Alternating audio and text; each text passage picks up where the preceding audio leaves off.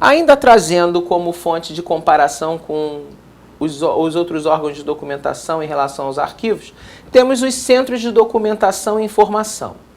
Esses órgãos de documentação abrangem algumas atividades próprias de biblioteca e arquivo, ou seja, nesses locais, nesses centros de documentação e informação, eu tenho documentos de arquivo e material de biblioteca junto. Mas qual é o foco? O foco nesses órgãos é a pesquisa especializada. Em que sentido? Pesquisa especializada, ela é focada em um assunto determinado, ou seja, a experiência do homem num determinado campo científico e que configura a atividade principal daquela instituição. Ou seja, se eu tenho uma empresa de televisão, qual é a finalidade, a atividade fim daquela empresa? Jornalismo, entretenimento. Então, nessa empresa de televisão, eu tenho centros de documentação e informação, que reúnem documentos característicos de arquivos, materiais de bibliotecas, mas todos focados no assunto jornalismo e entretenimento. Uma empresa que explora petróleo, eu tenho centro de documentação e informação, tem documentos de arquivo, material de biblioteca, focados no assunto seguinte, especializado, exploração de petróleo. É assim que funciona. Isso tudo para dizer que os arquivos são peculiares na sua finalidade, ou seja, somente os arquivos atendem às necessidades da administração através da sua finalidade funcional. Não esqueçam disso. Corroborando o que foi dito até o momento, temos que ressaltar a importância dos arquivos, como centro vital de informação, veículo de comunicação, serve para segurança e defesa de direitos e apoia a tomada de decisões. Os arquivos são importantes em todos esses contextos. Eles são o centro vital de informação da instituição, veículo de comunicação, porque os documentos possibilitam a comunicação com outras instituições, assegura direitos dos cidadãos individuais ou coletivos, direitos de uma empresa, direitos corporativos, e apoia a tomada de decisões. Ninguém toma nenhuma decisão se não se basear em informações. E aonde estão essas informações? Dentro, inseridas nos documentos, registradas nos documentos. Então, olha a importância dos arquivos. Ninguém toma nenhuma decisão, alavanca negócio ou gere uma crise, um problema, sem consultar os documentos. Os arquivos são importantes dentro de uma organização nesse sentido. Eles são o coração da organização. Eles são órgãos vitais dentro de uma instituição. A finalidade, mais uma vez, deve ser comentada. Funcional, servir à administração. E a função dos arquivos é guardar e conservar documentos para possibilitar a recuperação da informação.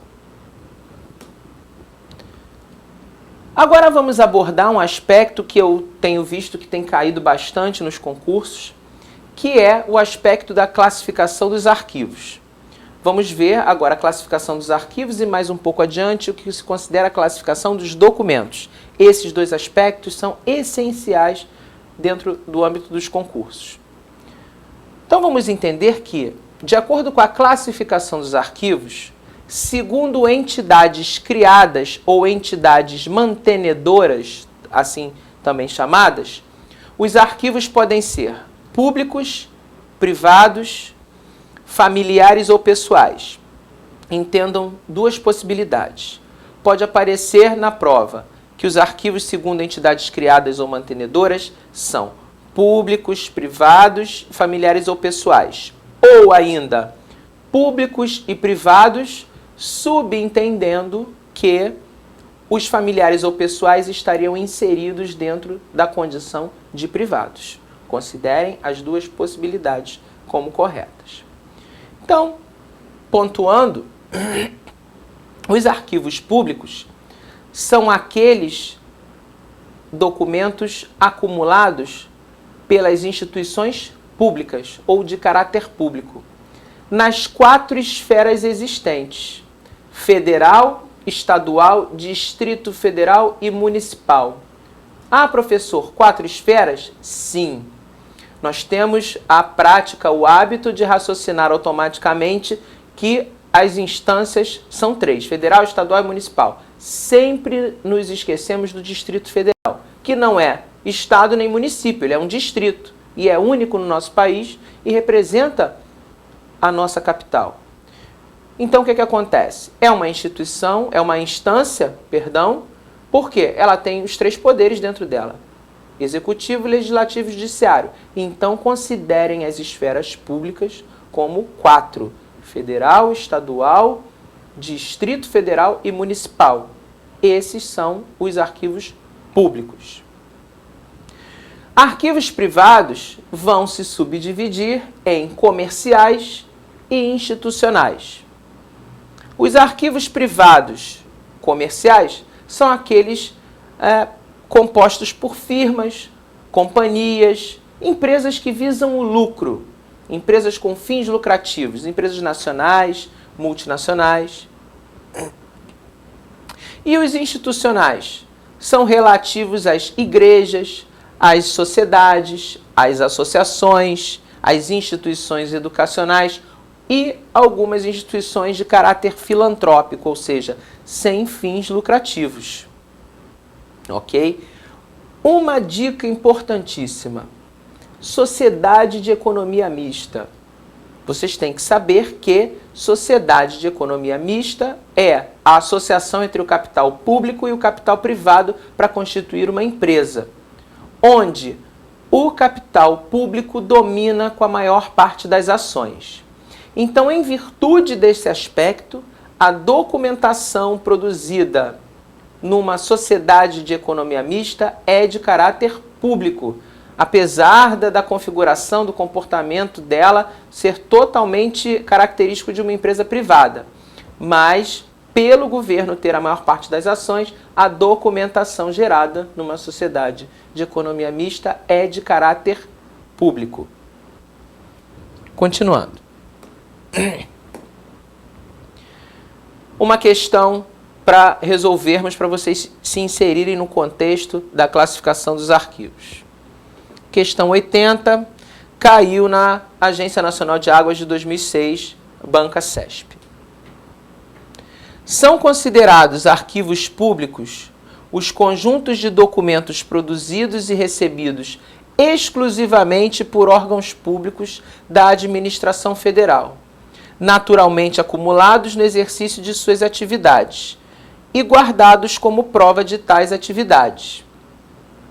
Essa questão é certa ou errada? Essa questão está errada. Por quê, professor? Por causa do termo exclusivamente. Cuidado, aliás, com esses termos que a banca gosta de usar para fazer vocês escorregarem na marcação das respostas. Exclusivamente, somente, pode, deve, unicamente. Cuidado, são termos existentes para causar a confusão na cabeça do candidato na hora da resposta. Então, o erro para essa questão está baseado na palavra exclusivamente. Ele está dizendo que os arquivos públicos são considerados exclusivamente os órgãos da administração federal. Está errado. Se eu tirar esse exclusivamente da questão e ler a questão de novo, considerando que são arquivos públicos os arquivos acumulados pelos órgãos da administração federal, a questão estaria correta, apesar de eu não mencionar que há outras instâncias a serem consideradas como públicas. Mas se eu disser que são arquivos públicos os arquivos da administração federal, está correto. Eu sei que tem outros aí por trás, mas são públicos da administração federal? São. Ponto, acabou. Estaria correto. Então o erro aqui está somente na questão da inclusão da palavra exclusivamente nessa questão. Continuando. Outra questão, questão 82, mesmo concurso, Agência Nacional de Águas de 2006.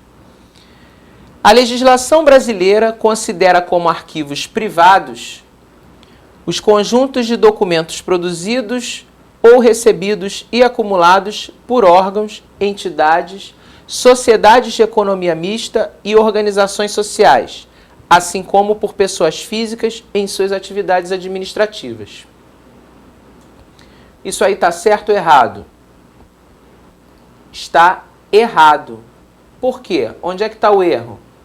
Incluir sociedade de economia mista no parâmetro de arquivo privado.